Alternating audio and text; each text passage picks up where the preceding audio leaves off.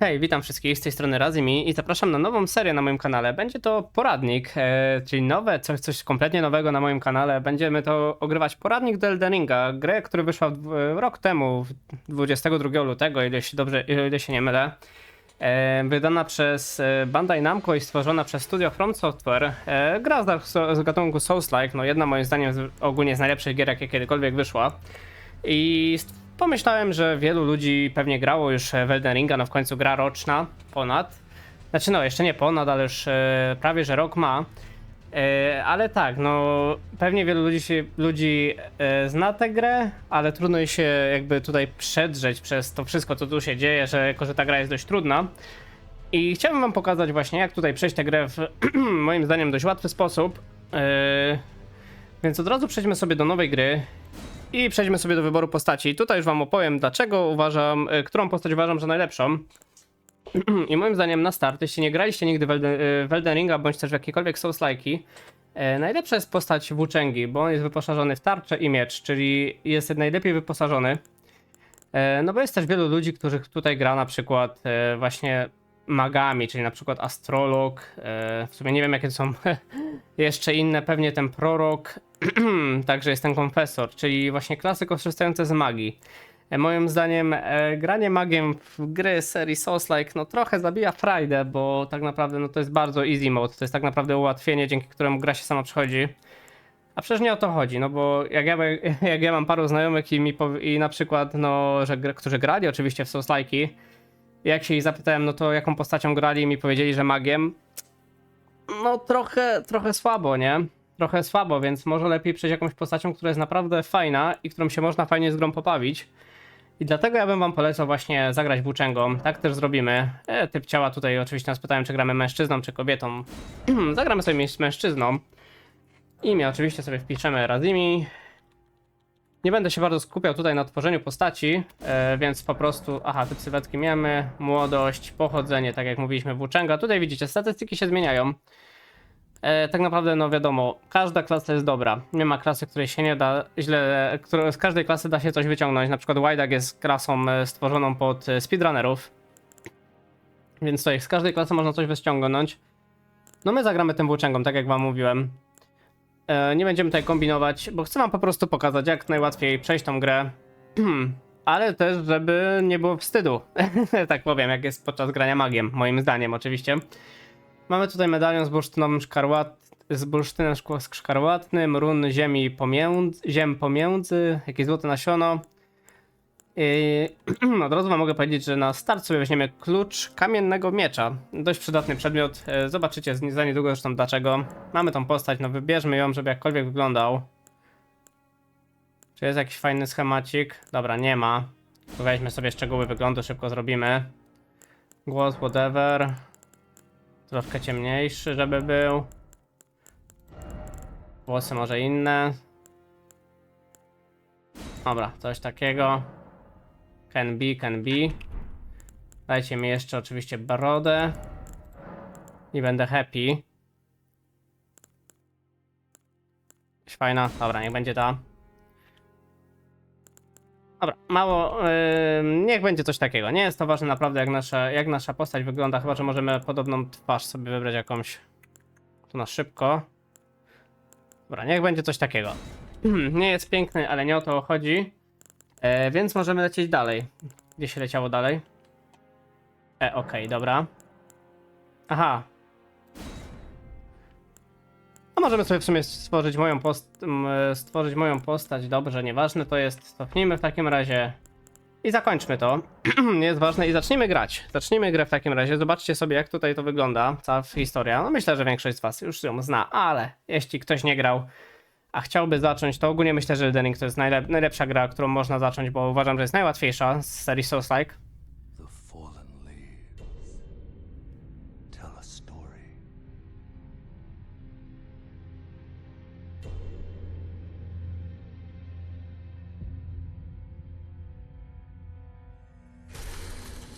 The great Elden Ring was shattered. In our home, across the fog, the lands between.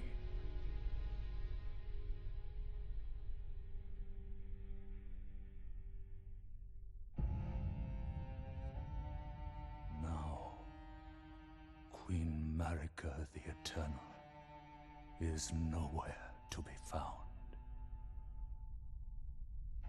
And in the night of the Black Knives, Godwyn the Golden was first to perish.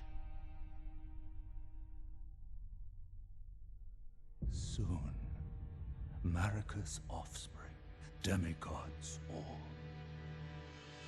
claimed the shards of the Elden Ring.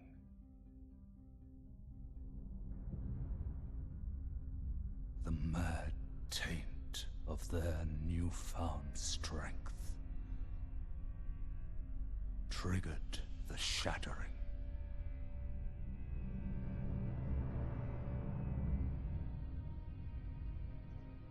A war from which no lord arose. A war leading to abandonment by the greater will. Oh, rise now, ye tarnished, ye dead who yet live. The call of long-lost grace speaks to us all.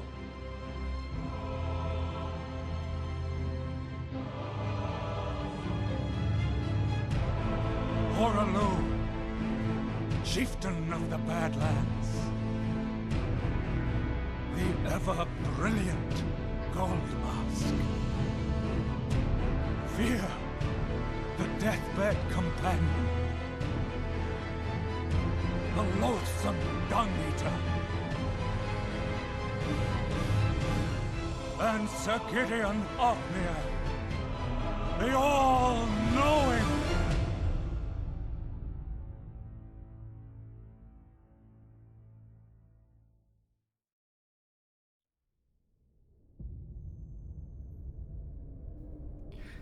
No dobrze, czy jesteśmy już po wstępie?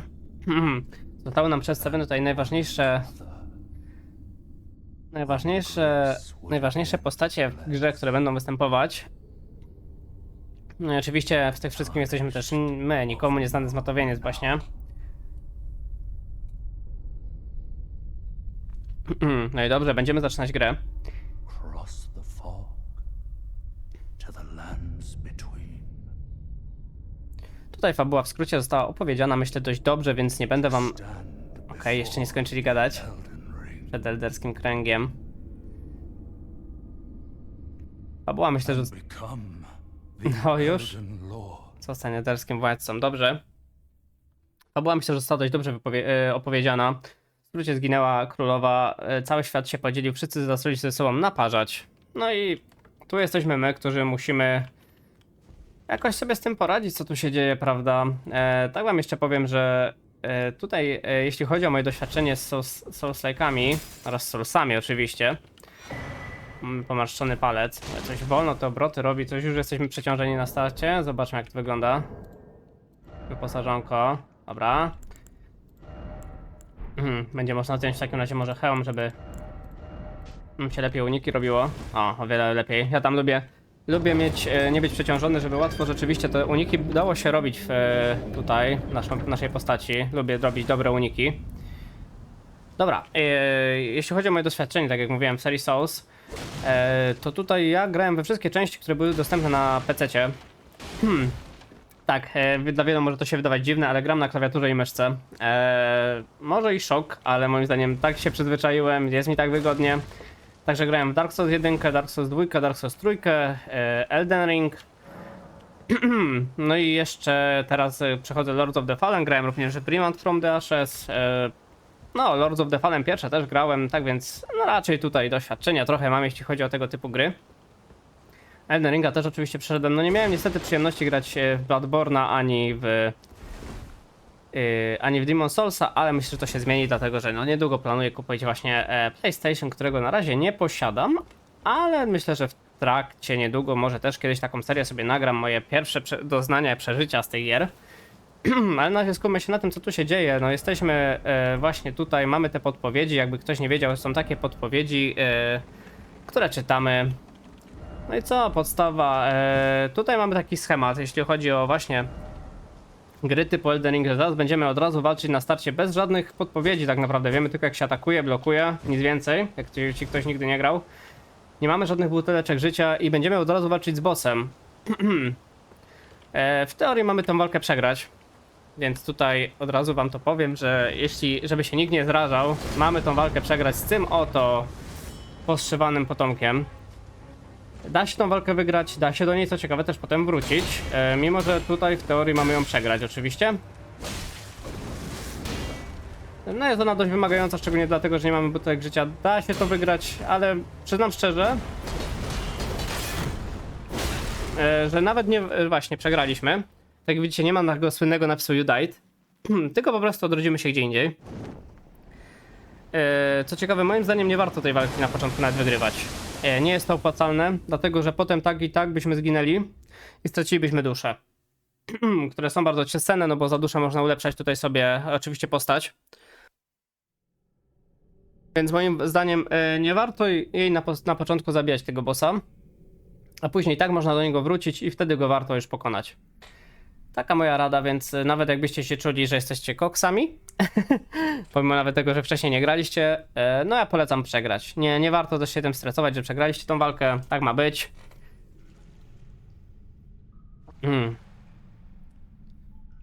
Nawet jakbyście ją, tak jak mówiłem, wygrali, i tak byście zginęli. No i tutaj poznajemy ważną postać po raz pierwszy, czyli naszego konia, który będzie nam towarzyszył. Jest to Struga, po angielsku Torrent.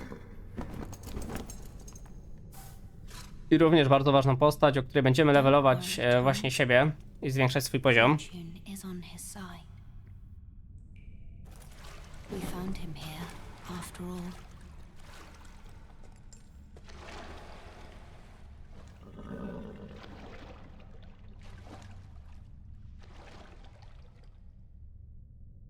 One of his kind is sure to seek the Elden Ring. Even if it does violate the Golden Order.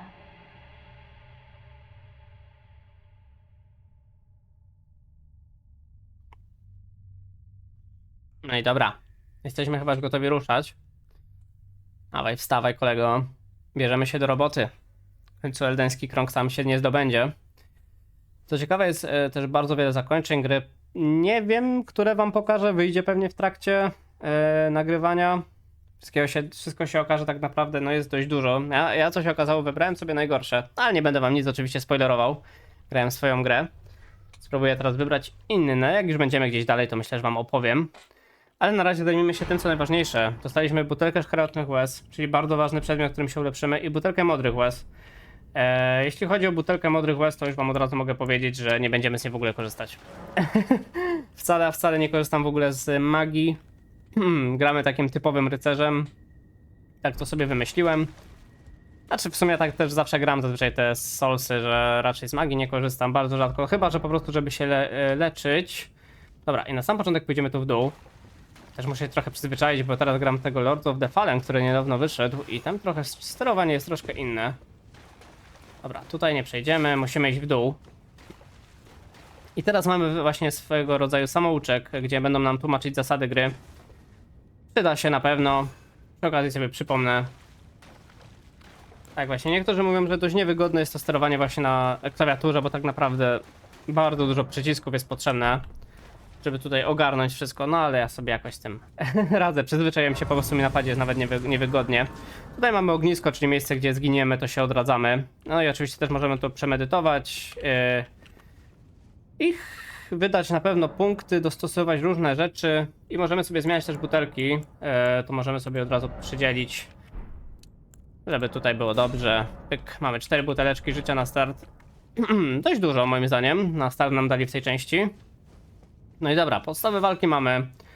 Więc tutaj mamy podstawową zasadą, która jest w grze backstaby. Polecam robić, zawsze skuteczny, dużo zabiera.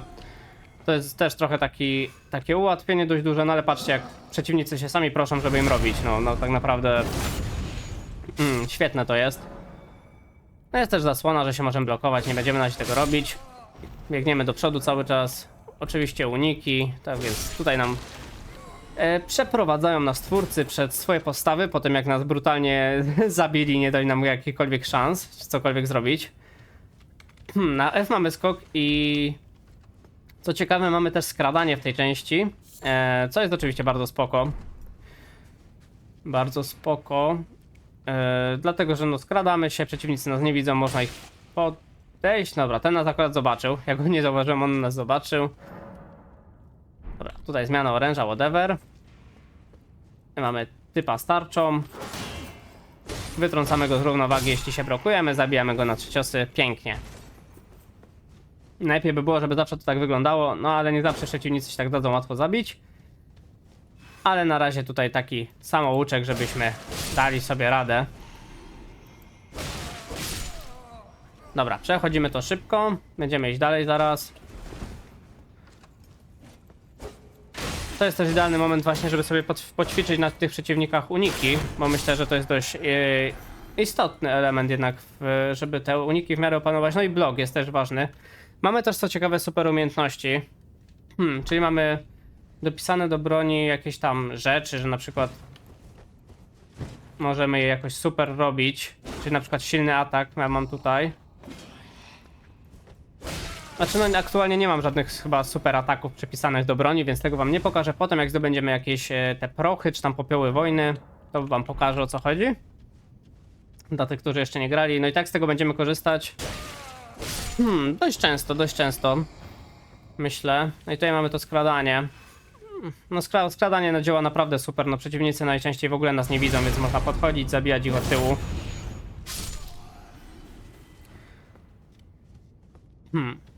Dobra. Atak z powietrza. Przytrzymaj shift albo shift podczas skoku i mamy silny atak z powietrza. No coś takiego, tak to wygląda. I wtedy też przeciwnik jest najczęściej ogłuszony i możemy go zabić na strzała. Okej.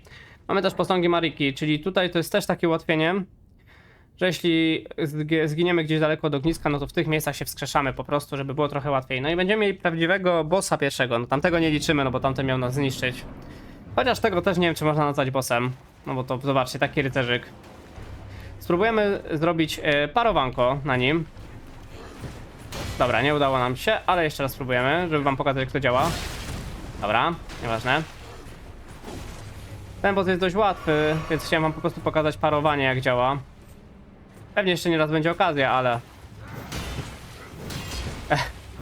O, dobra, udało się. To jest właśnie parowanie. I zobaczcie, na hita padł.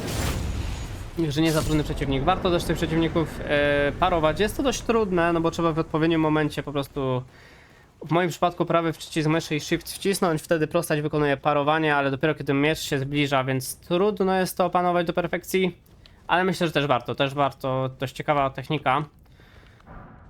Tak więc proponuję wam właśnie parowanie, uniki i backstaby w plecy. To jest taka, moim zdaniem, podstawa, żeby dobrze sobie, bez problemu, nie trudząc się, w miarę sobie te Dark Soulsy przejść. Szczególnie Elden Ringa. Myślę, że na Elden Ringa i na Dark Soulsa 3 to całkowicie wystarczy. Na Dark Soulsa 2 i 1, no tam się trzeba trochę pomęczyć, ale myślę, że też tymi technikami byście na spokojnie dali radę. Dobra, no i mamy tak naprawdę pierwszego bossa za nami. Tutaj są te śmieszne kapliczki. Nie wiem, czy już możemy użyć kamiennego klucza, żeby przejść tam dalej. Możemy. Ale tam sobie wrócimy później. Dlatego, że tam będą dość silni przeciwnicy. To jest przewidziane na zdecydowanie późniejszą fazę gry. I mamy też oczywiście, że gra jest wieloosobowa, czyli możemy atakować innych gracze mogą do nas dołączać, żeby nam pokonać bossów. No, typowe Soulsy. Typowe Soulsy, nic się tutaj nie zmieniło w tym elemencie. Ale dobra, pora opuścić tą jaskinię i wyjść na świat. Wyjść na świat i zacząć tak naprawdę grę prawdziwą. No i tak jak widzicie, świat jest ogromny, więc mamy co robić. I tutaj jak widzicie jest taki typ na koniu. Też jest chamsko podstawiony przeciwnik, który ma nas zabić w tym momencie. Nie jesteśmy w stanie go zabić, dopóki nie będziemy mieli konia, prawdopodobnie. Znaczy no, pewnie są ludzie, którzy bez problemu jakieś koksy, które go załatwią. Nawet no, bez levelu żadnego. Mamy też mapę, to jest też jako właśnie w tych Soulsach rzadko spotykane. W tej części mamy mapę, pokazuje nam, gdzie byliśmy. Na razie jest ta mapa dość mała, ale będzie ogromna. Więc dobra, pogadajmy z pierwszym NPC-em, którego spotkaliśmy tak naprawdę. Co ma do powiedzenia? Oh, yes. Tarnished, are we? Come to the lands between for the Elden Ring? Hmm? Of course you have. No shame in it. Unfortunately for you, however, you are maidenless. Without guidance, without the strength of runes, and without an Twierdza Okrągłego Stołu to będzie nasza siedziba, co ciekawe, później. Ale jeszcze nie mamy do niej zaproszenia. It seems to die. No i tak jak widzicie, potrzebujemy służki. Więc tym się będziemy zajmować na razie. However, there is one shining Właśnie pewnie powie coś więcej. for even the maidenless. Me. Vare. Take care to listen. Are you familiar with grace? The golden light that gives life to you tarnished. You may also behold its golden rays, pointing in a particular direction at times. That is the guidance of grace, a path that a tarnished must travel. Indeed. Grace's guidance holds the Jest to dość, akurat w tej części muszę przyznać, że to the path NPC dość dużo mówią, co się dzieje w świecie i o fabule. to your grace. Naprawdę to jest pomocne, bo teraz wiemy mniej więcej, gdzie mamy iść. Mamy podążać ścieżką łaski, czyli tutaj widzicie, jakby to ognisko nam pokazuje centralnie, gdzie mamy iść. Czy coś jeszcze powiesz? Grace's guidance will Pokażę ci drogę naprzód, w stronę Zamku Burzowego Całunu, stojącego na tym urwisku decrepit Godrika Strzywańca. A, czyli to będzie nasz pierwszy poważny przeciwnik, Godryk Strzywaniec. Jak widzicie tam daleko, tam co się iskrzy, to będzie jego zamek, tam też się będziemy udawać. A dlaczego też, pewnie jesteście ciekawi, dlaczego też nie można... Dobra, tu coś było. Mały złoty wizerunek, nieważne. Dlaczegoż to z tym przeciwnikiem lepiej nie walczyć teraz? Myślę, że najlepiej będzie, jak wam to po prostu pokażę, dlaczego. Zobaczymy sobie z nim po prostu, zobaczycie jak nas zjedzie raczej.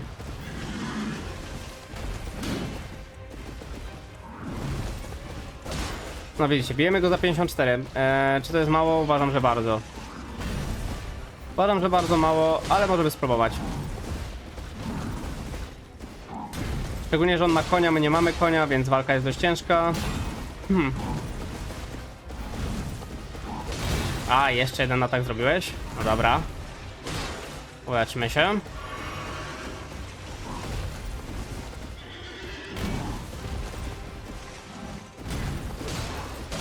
Dobra. Może się nam go uda pokonać, co ciekawe. Dlatego, że troszkę z nimi powalczyłem, ich potem będzie naprawdę dużo tych przeciwników. A dobra, niestety się nie udało. No więc widzicie dlaczego. Widzicie dlaczego, no biliśmy go za 54. Więc jest naprawdę ciężko. I uważam, że nie warto się na początku męczyć, bo to jest tak specjalnie taka podpucha zastawiona przez twórców. Parę ich tutaj jeszcze będzie, że będą tacy silni przeciwnicy, których nie powinniśmy walczyć. Dobra, i po śmierci właśnie można te dusze swoje odzyskać, to jest typowy zabieg. Po prostu jak będziemy się zbliżać do tego bossa, trzeba iść dalej. Trzeba iść dalej, nie zastanawiać się. Wziąć te dusze i biegniemy dalej, tak naprawdę. Także tu się nie zastanawiamy wcale. Idziemy, uciekamy. Uciekniemy mu oczywiście bez problemu, bo jakby był problem, no to by było ciekawe naprawdę. A, dobra. Trzeba go kontrolować, ale to jest bez przesady. No i tu jesteśmy już bezpieczni tak naprawdę. Szybko odpoczniemy. Tutaj widzicie, rozwala tą świątynię. Dobra. I my już jesteśmy bezpieczni, więc to już nam nie zagrozi. I mamy na naszej drodze pierwszego kupca. I mamy też tutaj wzmacnianie oręża. Można go wzmacniać samemu albo u kowali. Zobaczymy, czy możemy coś wzmocnić, naszą broń. Oczywiście na razie nie, bo nie mamy sprzętu kamienia kowalskiego. Spoko, niepotrzebne. Dobra, no i porozmawiajmy z tym naszym kupcem. But I can also see that you're not after my throat. Then why not purchase a little something? I am Kale, purveyor of fine goods. Dobra, zobaczmy co możemy od niego kupić. Jak widzicie, są jakieś rzeczy. książki z przepisami, książka z przepisami misjonarza, również jakiś list ruiny stanicy. A możemy sobie to wziąć chyba, ale nie wiem, czy to nam na razie potrzebne. Może będziemy oszczędzać na razie duszę. I zobaczmy, czy coś nam powie jeszcze. I am of a nomadic people, selling wares as I travel. The land has been tainted by madness since the shattering of the Elden Ring. It's only tarnished like yourself, who keep things from drying up entirely. Let's say you're a very welcome customer. To miło, miło. Jakaś rekomendacja jeszcze, zobaczmy, co to będzie. If you can spare the runes, you should buy yourself a crafting kit. Zestaw do wytwarzania. Crafting kit allows you to make basic items A, of racja. Tutaj rzeczywiście trzeba zestaw do wytwarzania kupić, więc może sobie go weźmiemy. costs a bundle, and I admit I do take my cut. But the important thing is that you survive. Dobra, zobaczmy, czy mogę już tu kupić ten zestaw wytwarzający przedmioty do wytwarzania. No możemy, kupmy to. To jest dość przydatne na później. My warning to heart. You've made an excellent choice. Dobra, dzięki. Dobra, i mamy właśnie to narzędzie do wytwarzania. Dobra, tutaj informacje, jak gra działa, nam to jest na razie niepotrzebne. I mamy tutaj właśnie tworzenie. Możemy tworzyć różne ciekawe rzeczy, na przykład właśnie tutaj noże do rzucania, bądź też bomby, bądź też jakieś inne ciekawe rzeczy. Na razie ich za dużo nie mamy, ale to z czasem będziemy poznawać nowe rzeczy do wytwarzania. Co ciekawe, możemy sobie expić też na takich właśnie zwierzątkach. Nie będziemy tego robić oczywiście, ale da się. I na razie idziemy tak, jak nas prowadzi ścieżka, tak naprawdę nie mamy za dużego wyboru. Oj, może trochę powiększymy sobie tą mapkę, co? Żeby było lepiej widać. Dobra, coś takiego. Dobra, i mamy tu przeciwników z latarniami. Można się skradać do nich. Ja bym wam to raczej zalecał robić. Bez sensu, żeby się od razu na początku z całą armią bić. Więc podchodzimy, zabijamy. Miał być backstab, nie wyszedł. Nie jest to istotne. Bo i tak łatwo padają. My też zaczynamy dość najciekawszy element gry, bo zaczynamy eksplorację. Choć jeszcze tutaj ta eksploracja nie jest tak dobra, dopóki nie mamy konia. Ciężko się tutaj przemieszczać, te wszystkie no dość jednak długie dystanse robić bez tego konia. Ale na razie możemy troszeczkę sobie pozwiedzać. Tu co mamy? To jakiś zwierzaczek, to ciebie nie ruszamy, kolego. Tutaj też niedaleko będzie jaskinia, do której sobie pójdziemy. Ją już chyba nawet widać z daleka. Te jaskinie są dość krótkie, takie dość małe zazwyczaj. Tak myślę, że na 15 minut roboty. I zawsze na końcu jest boss. Raz silniejszy, raz słabszy. Najczęściej jest to słabszy. Nie wiem, że ten dzik nas chce zaatakować. No dobra, sorry kolego. No jak tak, to się bawimy, no to trudno. Się wydaje, że kiedyś te dziki nie atakowały na początku, ale może to zmienili. W sumie nie wiem. Dobra, załatwmy tego. Pyk, pyk, pyk. Jeszcze raz. Dobra, będziemy wchodzić do jaskini. Tego też załatwimy. Może tym atakiem z wyskoku spróbujemy. O, dobra, nie wyszło, ale nieważne. Możemy jeszcze zobaczyć, czy przy rzece... Jejku. Trudne języki. Czegoś ciekawego nie ma. Są te chamy. Dobra, na razie chodźmy do tej jaskini. Potem się i tak tu jeszcze będziemy wracać wielokrotnie, tak naprawdę, kiedy już będziemy mieć konia. Będziemy wszystko eksplorować. Na razie chodźmy do pierwszej jaskini naszej, tak naprawdę. Jaskinia w zagajniku. I powalczmy tutaj sobie z przeciwnikami, żeby nabić troszkę tutaj punktów łaski. Trochę jest to błędem, powinniśmy wpierw iść po tego konia, wtedy też będziemy mogli rozwijać postać, ale myślę, że damy sobie radę. Tutaj jak widzicie mamy wilki. Trzeba będzie je szybko załatwić atakiem może z powietrza. Dobra, idą już do nas. Dobra, dobra. I jeszcze jeden. Ten trochę większy. A gdzie ty idziesz? Z góry będziesz skakał? O ty. Dobra. Dobra, mamy go. No i dobra, wilki załatwione. Warto tutaj myślę naskoczyć na jednego. Ataki z góry też są dość silne, warto czasami to robić. Chociaż w sumie no ciężko czasami znaleźć okazję tak naprawdę, żeby... A jeszcze jeden jest. Okej, się skrył w mroku. Jeszcze jeden, gdzie ty jesteś? Tu się schowałeś. Dobra. Jak widzicie, blokowanie, z reguły, kiedy przeciwnik cię zaatakuje, a ty go zablokujesz, to go to wytrąca z równowagi, wtedy masz okienko, żeby zaatakować. No na bossów to niestety nie działa, nie zawsze. Niektórych małych działa, na większych raczej nie. Są też tacy bossowie, którzy będą raczej traktowani jako mini. Tak też będzie w tym przypadku tego bossa, którego tu spotkamy. Nie będzie on na pewno silny. Człowiek bestia z Faro Mazuli.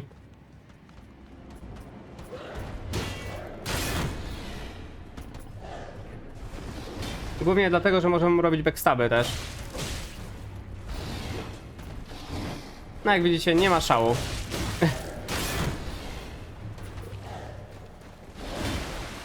Dobra, do tyłu i patrzcie, możemy backstaba zrobić, więc no słabo trochę. Jak na bossa, nie? Żeby bossowi backstaby robić, no ale... Oj, trochę nam się postać zawiesiła, ale to nic się nie dzieje. Zdarzają mi się takie rzeczy.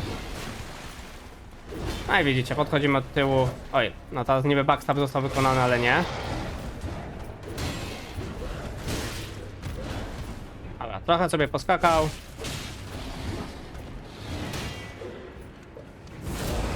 Dobra, coś tam się wydarł.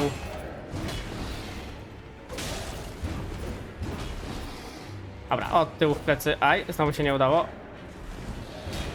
Ale to nic. Dobra, teraz się udało. No jak widzicie, no dużo to obrażeń zadaje.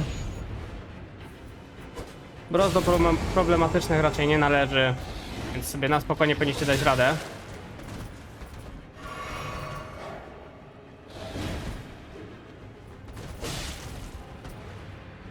Można go też próbować blokować, ale może tak nam się też uda bez blokowania.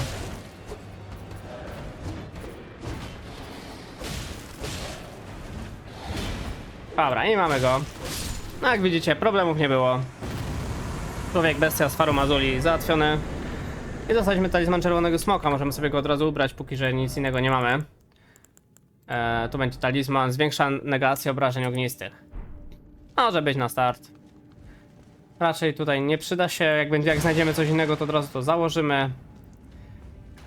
Ale no, mamy to zrobiony pierwszy mini-bossik tak naprawdę. Właściwie już drugi, no ale tamtego to ciężko liczyć. Jak widzicie, i nawet pomimo tego, że ta jaskinia była bardzo krótka, no szybko ją zrobiliśmy, taki w ogóle ukrwawiony. Tu mamy jeszcze nawet takie ułatwienie, że powrót do wyjścia od razu nas przenosi, żebyśmy nie musieli jeszcze chodzić, wracać tej drogi, więc jak widzicie, szybciutkie jaskinki, które dają troszeczkę dużo nam to dało. Mamy 2040-80, spoko, może być. Można też odpoczywać do rana i do nocy. Można sobie zmieniać porę dnia. Wydawałoby się, że mało przydatne, ale tak naprawdę w nocy pojawiają się czasami różni przeciwnicy, tacy jak na przykład czarni jeźdźcy, którzy są dość, szczególnie na początku, wymagający, myślę, można tak powiedzieć. Trochę problemów robią. Szczególnie taki jeden właściwie pierwszy, którego spotkamy na moście. Głównie dlatego, że właśnie jest to walka na moście, to tam jest dość problematyczne. A tam ktoś jest, ale to chyba nie będzie nas kojarzyć. Gdzie ta ścieżka w ogóle? Chyba tędy mamy iść.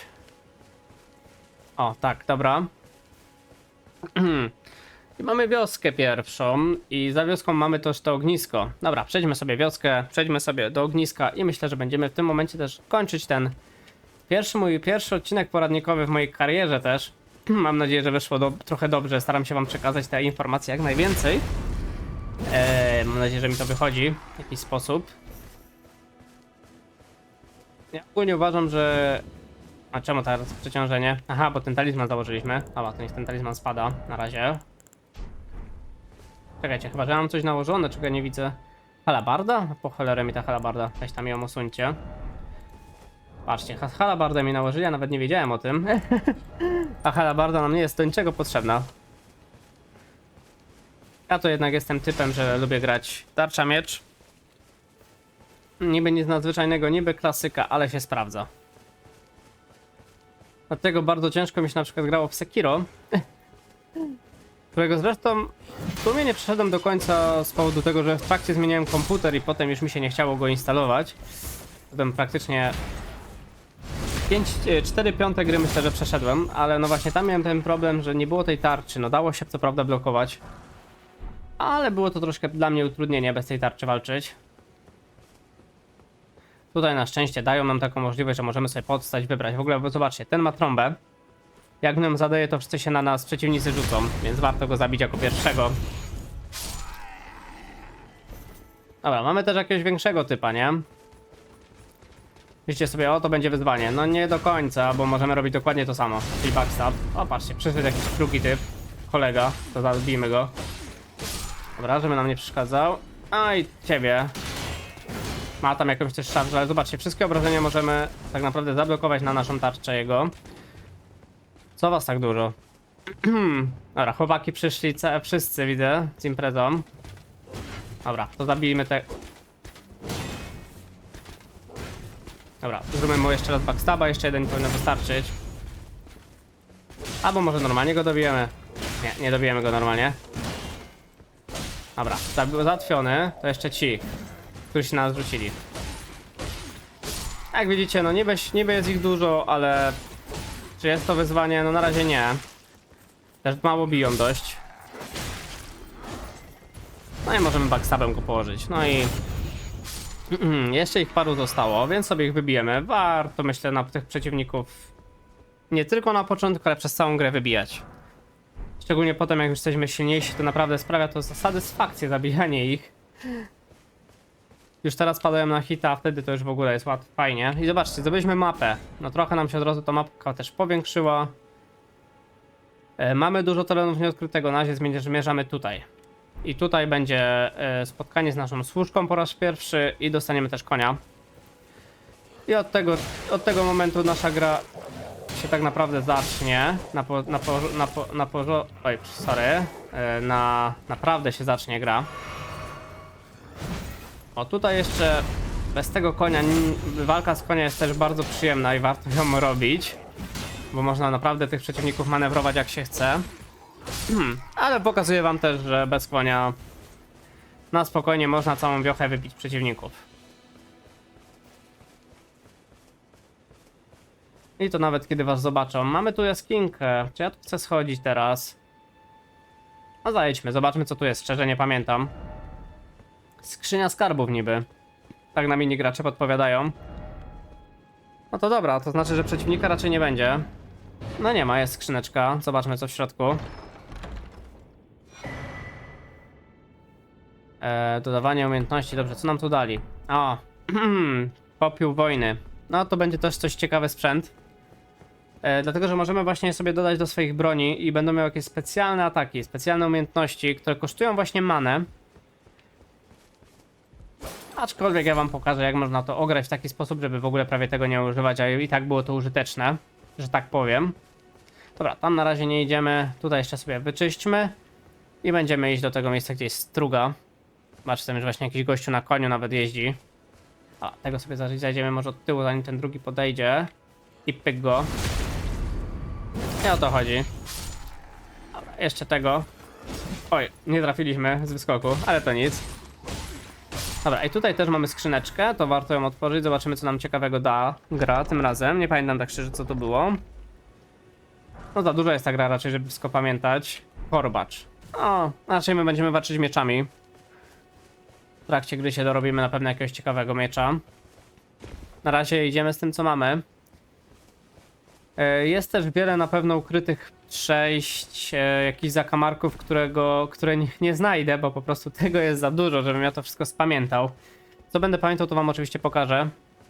Więc jeśli coś pominę, a może coś istotnego, o czym nawet nie wiedziałem, no bo gra jest wielka, to możecie mi napisać w komentarzu, wtedy będziemy się wracać i będę to sprawdzał. No na przykład za pierwszym razem jak grałem właśnie w Elden Ringa, no nie pokonałem nawet właśnie 2 bossów. 5 wrogich głów napełni swoje butelki. Aha, czyli zobaczcie, jak zabijemy dużo wrogów, no to też się nam butelki z powrotem napełnią życia. Tak jak teraz właśnie się stało. Do full. Także też dużo ułatwienia. Właśnie nie zabiłem 2 bossów nawet. Na początku, bo ich po prostu nie znalazłem. Jakim jest zaprzysiężonego. Chyba mamy nowy mieczyk w takim razie. Zobaczmy jak on wygląda. Nie możemy go używać, bo mamy za małą siłę. A to sobie zwiększymy, bo my w siłę będziemy iść właśnie. Więc spoko. No, nie zabiłem 2 bossów, więc myślę, że jakbyście coś wiedzieli fajnego, o czym mógłbym pominąć, to zobaczycie, że pominąłem, to dajcie znać. Będziemy się wracać. Ja tych bossów już kojarzę, wiem gdzie oni są, więc ich na pewno zrobimy. Pokonamy też znienawidzonego przeciwnika każdego kto grał w Elden Ringa, czyli Melanię. Zabijemy go, jest na nią dość prosty sposób, który wam też pokażę. Ale na razie może zdobądźmy sobie tego konia. A on będzie dokładnie w tym miejscu. Dokładnie w tym miejscu. Odpoczniemy przy ognisku i będziemy mieć cutscenkę właśnie.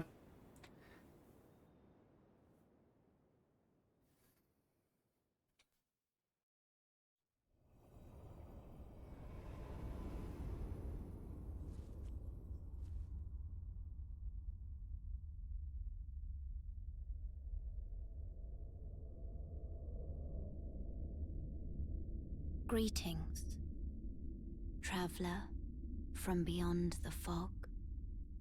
I am Melina.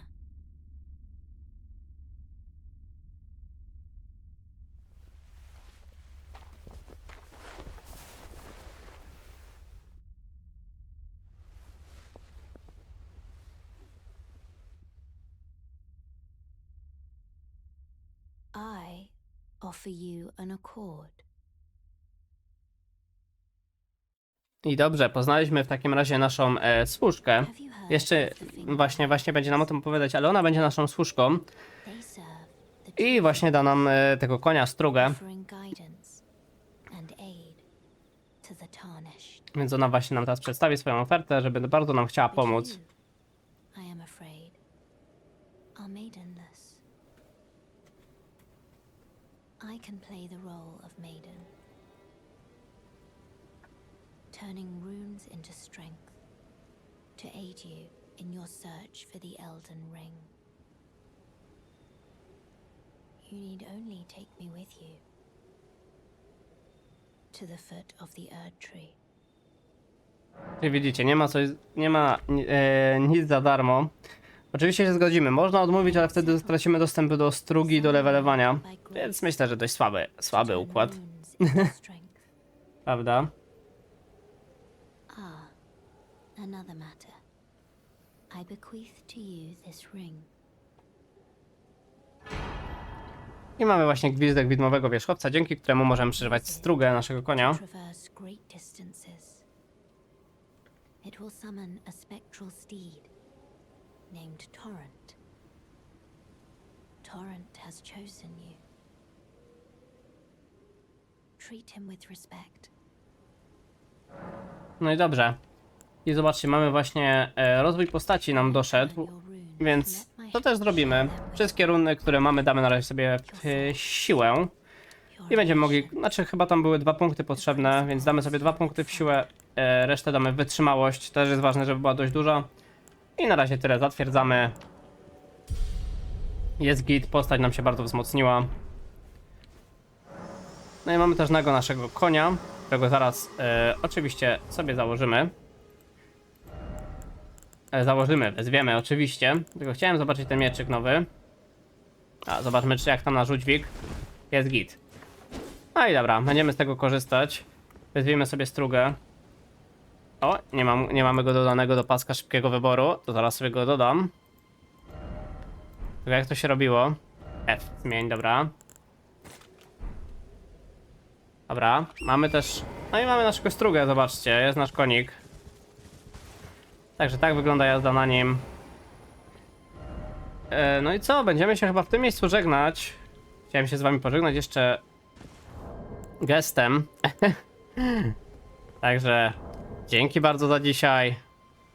Trzymajcie się ciepło. Do następnego. To był poradnik. Myślę, że nazwiemy go poradnik Elden Ring, poradnik dla początkujących i nie tylko. Że tutaj każdy znajdzie coś dla siebie. Także jeszcze raz dzięki bardzo za dzisiaj. Trzymajcie się ciepło. Na razie. Hej, do następnego.